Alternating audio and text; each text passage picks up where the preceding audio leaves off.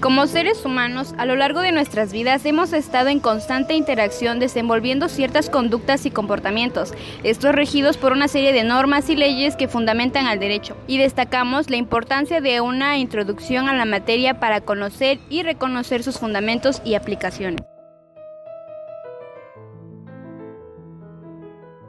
Hablemos de derecho. Mi nombre es Ana Laura y como siempre me acompañan mis compañeros Fátima, Sandra, Angélica y René. Y sí, hoy hablaremos sobre la naturaleza del derecho. La finalidad de las normas de conducta es orientar el comportamiento de la persona, además de que son obligatorias ante una sociedad y atributivas porque generan derechos y deberes. Estas llegan a enfocarse más en los valores de la persona y estas suelen ser dirigidas a seres libres. ¿A qué me refiero? A que estas tienen la posibilidad de decidir si acatarlas o violarlas. Por ejemplo, las normas de conducta son más personales y están dirigidas a personas capaces de tomar decisiones, ya que éstas están en la sociedad y se rigen conforme a esta y se toma la decisión de llevarlas a cabo o no. Como cuando en mi familia nuestra mamá nos decía que teníamos que saludar a las visitas o cuando llegábamos a un lugar saludar por educación. En cambio, las leyes naturales, esta es válida únicamente cuando es verdadera y está comprobada. Esta tiene como finalidad mostrar las relaciones indefectibles que en la naturaleza existen, describiendo asimismo fenómenos de ella. Un ejemplo muy claro de estas leyes es como cuando estábamos en secundaria y hablábamos acerca de la tercera ley de Newton, que nos dice que a toda acción corresponde una reacción. Por otra parte, en general, las normas morales coinciden con las normas jurídicas o deberían coincidir, pero como las normas morales no tienen sanción efectiva, sino el remordimiento de este, y previendo que existen personas cuya conciencia no es recta o a sabiendas de lo que su conciencia les indica, actúan mal. Por ejemplo, estas no están escritas, derivan de los valores éticos como la justicia, la libertad y el respeto, y son autónomas al no tener sanción formal o efectiva. Estas pueden ser, por ejemplo, no mentir, no engañar y respetar al prójimo.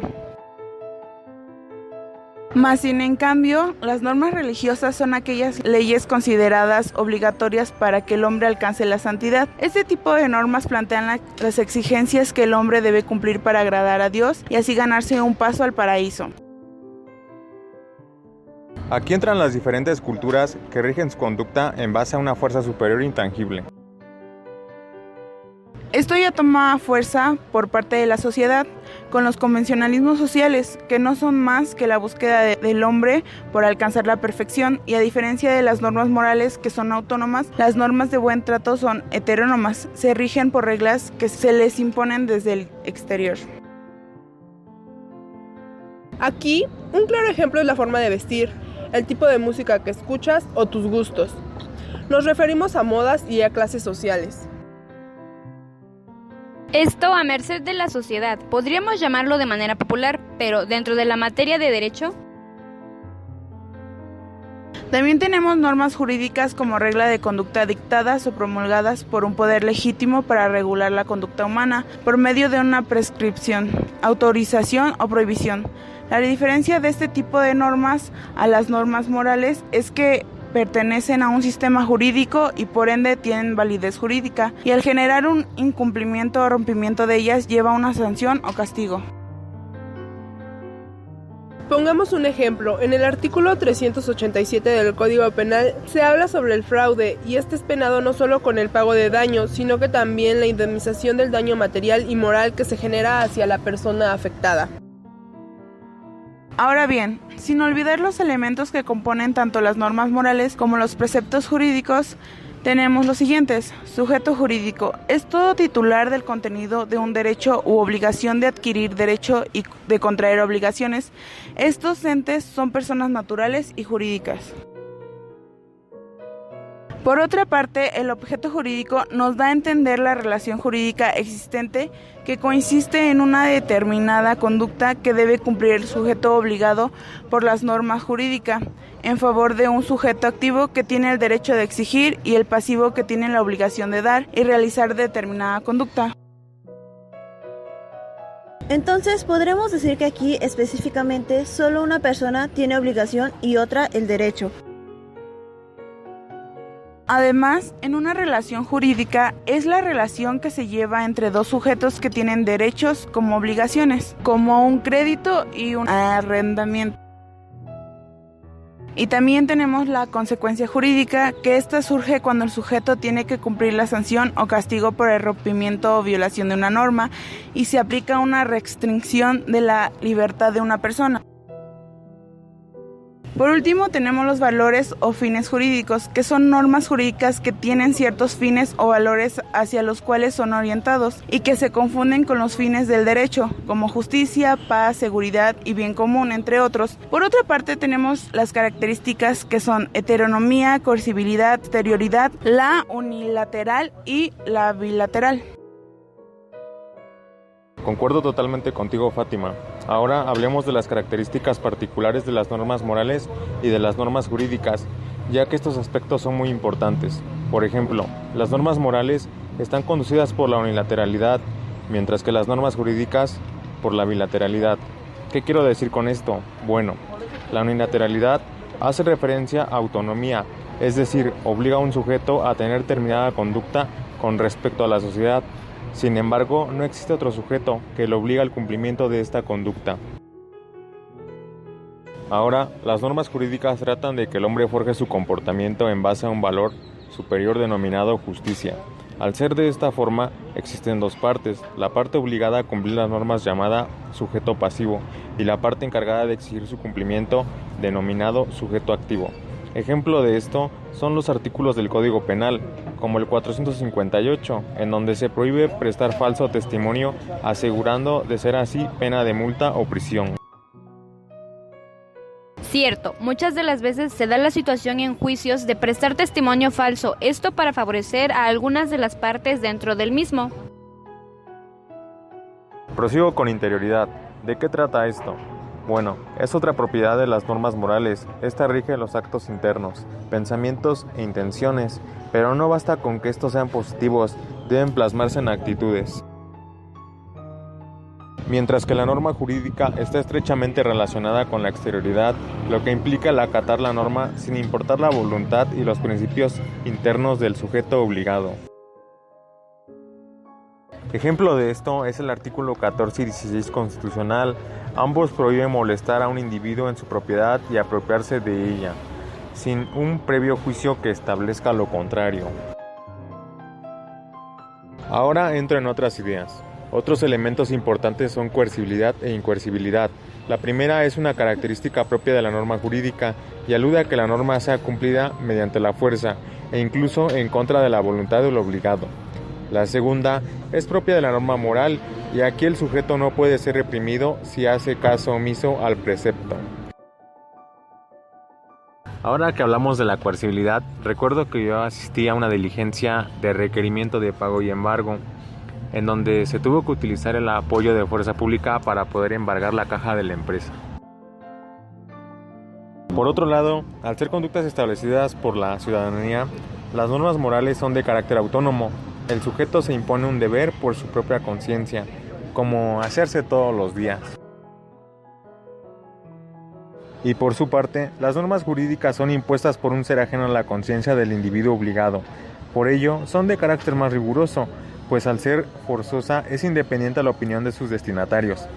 Los legisladores elaboran leyes de las cuales estamos sujetos sin importar nuestra conciencia propia.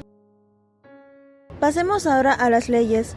Estas, desde una perspectiva jurídica, son consideradas como normas jurídicas, las cuales están conformadas por un precepto o varios preceptos redactados por la autoridad, en el cual tienen el fin de mostrar a la ciudadanía los límites de lo que pueda hacer y de lo que no se puede hacer. La norma jurídica de la ley también es empleada para recrearse el derecho positivo, esto con el fin de que sea comprensible para la sociedad. La ley es concebida como norma jurídica. Se dice que la finalidad de la ley es muy común de los miembros de la sociedad y en consecuencia dictada, promulgada y sancionada por los intereses del poder público, aunque a veces la sociedad no esté de acuerdo con ella. Efectivamente, y para que se cree la ley existe un proceso conocido como proceso legislativo, el cual es el encargado de la elaboración de las leyes y consiste en un conjunto de pasos ordenados, sustentados en la ley suprema, que deben seguir los poderes legislativos y ejecutivo. Su procedimiento se expresa en los artículos 71 y 72 de la Carta Magna. El primer paso que debe llevar a cabo el proceso legislativo es la iniciativa, el cual consiste en hacer un escrito de una iniciativa de ley que ayuda a satisfacer las necesidades de nuestra sociedad. De acuerdo a la Carta Magna, precisa que el derecho de iniciar leyes y decretos compete al presidente de la República, a los diputados y senadores, al Congreso de la Unión, a la legislatura de los estados y de la Ciudad de México, y actualmente a los ciudadanos en un número equivalente por lo menos al 0.13% de la lista nominal de electores. Esto último se puede hacer desde que el 9 de agosto de 2012 fue declarado nuestro derecho de hacer la iniciativa por medio del Diario Oficial de la Federación. El siguiente paso del proceso legislativo es la discusión, el cual consiste en que tanto la Cámara de Diputados como la de Senadores, valga la redundancia, discutan sobre los pros y los contras que contiene esta ley. Una vez que se haya realizado la discusión, el siguiente paso es la aprobación, el cual consiste en que la mayoría de los integrantes o en su totalidad voten a favor de ella. Una vez que la ley ha sido aprobada por ambas cámaras, se llega a cabo el siguiente paso, que es la sanción, el cual consiste en que el presidente da su firma aprobando la ley, o si llega a encontrar algunos errores o algunas inconsistencias, es regresado y se tiene que volver a repetir todo el proceso para volver a ser entregada ante el presidente y una vez ya ser sancionada. Una vez que la ley ya lo ha sido por el presidente, se lleva a cabo lo que es la publicación, el cual se da a conocer por medio del Diario Oficial de la Federación, y una vez que se ha hecho la publicación, se da a cabo el inicio de vigencia. Pero antes de eso, se halla un lapso de tiempo, el cual es el plazo durante el cual los notarios pueden informarse sobre la futura ley. Ahora, una vez pasado ese lapso, se lleva a cabo el inicio de vigencia, el cual consiste de dos métodos. Uno que es el sucesivo, en el cual se establece que la ley entrará en vigor para los lugares donde se publica el Diario Oficial 3 días después de su promulgación, y se aumentará un día más cada 40 kilómetros que se exceda. El segundo método es el sincrónico, el cual se encarga de que entre en vigor por todo el país el día que sea mencionado. Hoy en día, casi todas las leyes prevén que entrará en vigor al día siguiente de su publicación.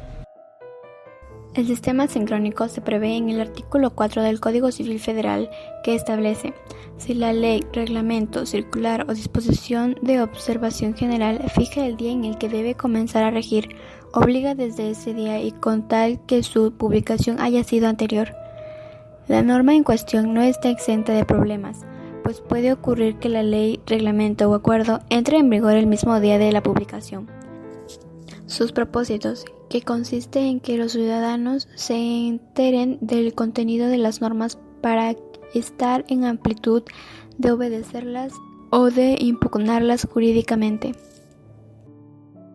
Pero no siempre esas leyes van a permanecer de manera eterna. Llegará un punto en donde se verán eliminadas y eso se le llamará como extinción de la ley. Existen dos maneras en que se lleva a cabo este proceso. Uno, que es la derogación, el cual solamente se encarga de eliminar uno de los preceptos o una parte parcial de la ley. Este concepto la podemos hallar en el artículo 72, inciso F, constitucional. Y el segundo, que es la abrogación, en el cual es donde la ley se quita su fuerza obligatoria y es reemplazado por una nueva ley. Existe un principio jurídico absoluto que dice: la ignorancia de la ley no exime su cumplimiento. Este principio se ha regulado en algunas normas como el Código Civil Federal, que plantea ciertas excepciones en su aplicación, aunque las mismas, por su redacción, resulten subjetivas y discriminatorias, exactamente en el artículo 21. Es una máxima que se ha utilizado durante siglos para recordar a los gobernados que lo deseen o no, tanto su persona como su conducta siempre están bajo la guardia del derecho, regulada y normada, aun y cuando no sepan cómo sucede esto ni cuál es el contenido de las reglas que les están aplicando. Diariamente se aplican, modifican y derogan leyes, reglamentos, circulares, convenios, tratados y todo tipo de reglas jurídicas que son conocidas principalmente por quienes las llevan a cabo, pero no por la mayoría de la población. Esto es un gran problema que genera graves deficiencias e insuficiencias en las autoridades de todos los niveles y los ámbitos de gobierno para cumplir con sus obligaciones de promover los derechos humanos, para garantizar el derecho de acceder a la información que tienen todas las personas. La ley se aplica con todo rigor para todo aquel que puede ser sometido a la acción de los tribunales de justicia, sin importar si la conocen o no. Se imponen sanciones que en gran parte de los casos derivan precisamente del haber conocido las normas jurídicas. Justo sería entonces que también las autoridades que no conocen, no aplican el derecho que deberían conocer, sean sancionadas, pues esta deficiencia impacta directamente en la calidad, eficiencia y completitud de la justicia que imparten. Por ejemplo, a una turista sueca le dicen en Ciudad de México que puede interrumpir su embarazo antes de 12 semanas de gestación. Luego visita Ensenada, en donde aborta dentro de una clínica que ve a su paso, sin saber que en Baja California el aborto es un delito. O bien, en Playa del Rosario, un turista conduce sin posibilidad de saber que iba en sentido contrario, porque la calle de acceso a la playa no tiene señalamiento de sentido alguno, debido a lo cual ocasiona daños a otro vehículo que se le incorpora de repente en sentido correcto. Por último, hay multitud de textos jurídicos, siendo imposibles a nivel práctico conocerlos todos, y más teniendo en cuenta lo cambiantes que son. Y es que, suponiendo que hubiese tiempo para leer toda la jurisdicción de un territorio, el resultado no sería el de retener cada una de las instituciones jurídicas. Es simplemente imposible. De hecho, al poder conversar con varios juristas, me han reconocido todos ellos que no se saben con exactitud el contenido legal de todas las normas, ya que al final se les permite consultar y estudiar en profundidad los preceptos legales correspondientes según el caso. Ahora bien, retomando, cuando una ley cambia, es reformada o adicionada, no puede ser aplicada a alguien que tenía un derecho previo a la ley si dicha ley, en lugar de beneficio, le es perjudicial. Así debe entenderse en sentido contrario de lo que dice la ley, sino darle efecto retroactivo si es que causa un beneficio. Así lo señala el artículo 14 constitucional, que dice: a ninguna ley se le dará efecto retroactivo en prejuicio de persona alguna. Por ejemplo, antes era delito cometer adulterio, la gente que llegaba a cometerlo podría ir a prisión.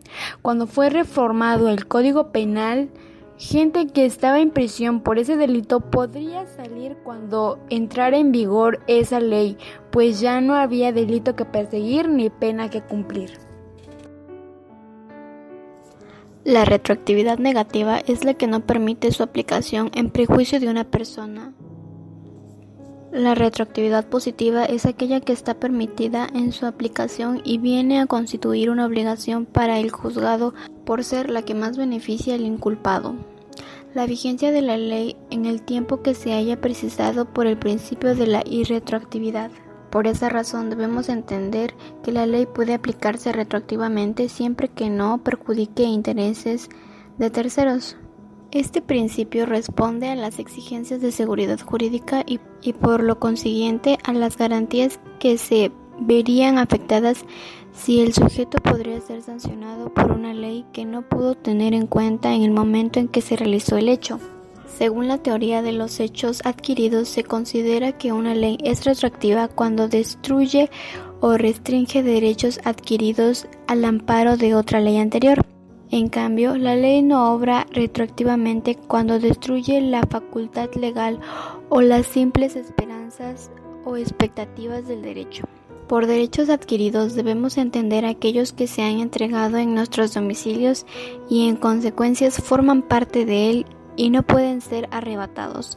Ejemplo de derechos adquiridos, los derivados de la celebración de un contrato. En conclusión, la retroactividad de la ley se aplicará cuando favorecen los derechos de las personas. Por ejemplo, en el supuesto de sentencia a 5 años por haber cometido un hecho ilícito, se le hará imponer una ley siempre y cuando dicha condena sea menor que el que está cumpliendo. Pero si la pena es mayor a 5 años, no se le podría aplicar la retroactividad de la ley, ya que, se afirma, sería una violación a sus derechos fundamentales. Ahora bien, el derecho se divide en derecho público y derecho privado, y estos a su vez se dividen en derecho interno y derecho internacional. Del público se desprende el derecho constitucional, que es un conjunto de normas relativas a la estructura fundamental del Estado. Aquí, básicamente, nos referimos a la Constitución, que, como ya sabemos, consta de 29 garantías individuales y 98 artículos restantes. Que es de saber también que la Constitución mexicana es la ley suprema, la que está por encima de todas las demás leyes que rigen nuestro país. El derecho administrativo tiene como objetivo específico la administración pública. A lo que entendemos aquí es que hace referencia a las obligaciones del Estado hacia los ciudadanos, tanto en salud como educación, seguridad social y trabajo social. El derecho penal, como lo describe Eugenio Cuello Calón, es un conjunto de normas que determinan los delitos, las penas que el Estado impone a los delincuentes y las medidas de seguridad que el mismo Estado establece para la prevención de la criminalidad. Un caso muy importante aquí en México en el que se aplicó el derecho penal fue el de Miguel Ángel Treviño Morales, el famoso Z40, en donde sí fue sentenciado por los crímenes cometidos. Creo que entre los más importantes fue el de daños contra la salud y narcotráfico, y pues aquí sí se aplicó realmente la función del derecho penal en la sociedad. Del derecho penal se desprende el derecho penal disciplinario. Se refiere al mantenimiento por parte de los funcionarios de una conducta ajustada a los deberes y obligaciones que su reglamentación profesional impone. El derecho penal disciplinario amenaza con correcciones en el caso de faltas a la ley. Este derecho tiende a mantener a los funcionarios en la observancia de sus deberes y en la infracción en caso de no cumplir con ellos. Y también encontramos el derecho penal militar, que según la descripción de Pierre Huguenet, lo define como conjunto de leyes que organizan la represión de las infracciones militares por medio de las penas. Para continuar, hablamos del derecho privado, que se divide en el derecho internacional público, que se refiere al conjunto de normas y principios que regulan las relaciones del Estado a Estado, así como los organismos internacionales.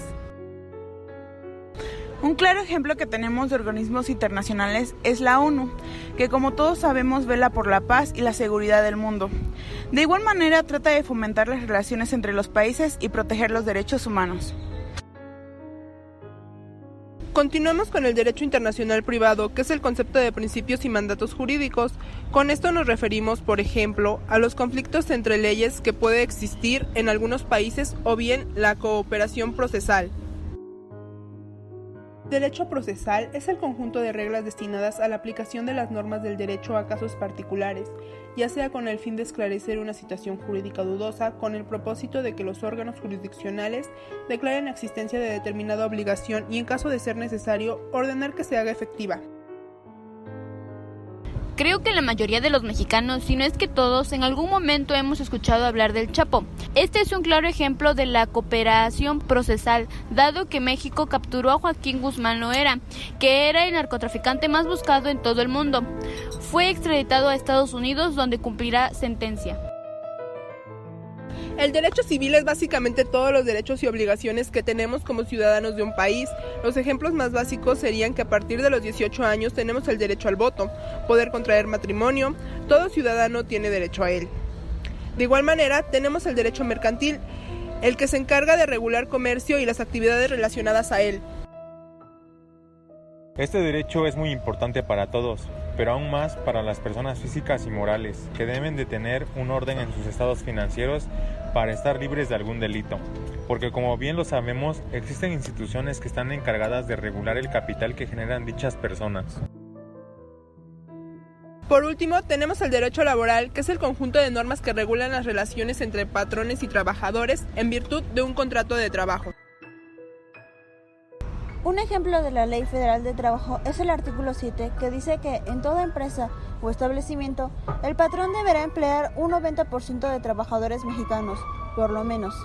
En las categorías de técnicos y profesionales, los trabajadores deberán ser mexicanos, salvo que no los haya en una especialidad determinada, en cuyo caso el patrón podrá emplear temporalmente a trabajadores extranjeros. Como nos pudimos dar cuenta, los derechos son fundamentales para desarrollarnos en la sociedad y se dice que en la actualidad el ser humano no podría vivir sin leyes, pues sería como la vida de los animales, que predominaría el más fuerte. Estos derechos los tenemos desde que nacemos hasta la muerte y son intransferibles. Es muy importante conocer cada uno de ellos y hacerlos valer. Realmente, el derecho es un mundo de principios y normas muy complejas que están en constante evolución en relación al hacer y ser de los individuos de nuestro entorno. No olvidemos que con base a este podemos y debemos forjar nuestro comportamiento. Sus bases son propias de contextos remotos, pero realmente tenían equilibrios sociales. De esta manera, no solo tenemos presentes estos conocimientos, sino también adquirimos en nuestra vida diaria para formar en nuestra sociedad una justa convivencia. Así concluimos el día de hoy. A nombre de mis compañeros les deseo un hermoso día y recuerden que siempre es bueno que hablemos del derecho.